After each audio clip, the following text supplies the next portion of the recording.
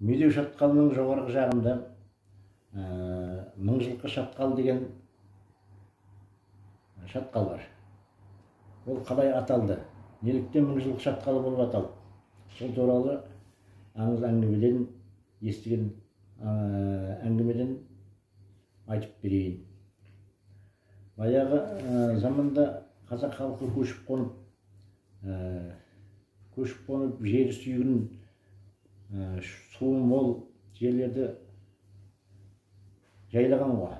Сол таудың жиегінде суы мол шөбі шүйгін жерді жайлап сол мамыр айында жылқы әбден семіріп жақсы күйленгеннен кейін мамыр айында шыбын-шіркей көбейіп жылқының мазасы кете бастайды.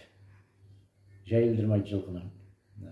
Содан жылқышылар жылқыны айдап таудың жоғарғы жағына қарата шығарып жайғысы келіп шатқалменен ойдай қиындықпенен мың жылқыны айдап таудың жоғарғы жағына шығарады. Содан бір жақсы жерді тауып, шөбі мол, суы таза жерді тауып, соларға жайлайды. Оны күндердің күнінде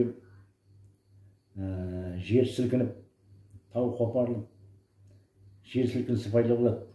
Содан балдарды, әйел балашаға таудың бір шатқалын паналап тығылады.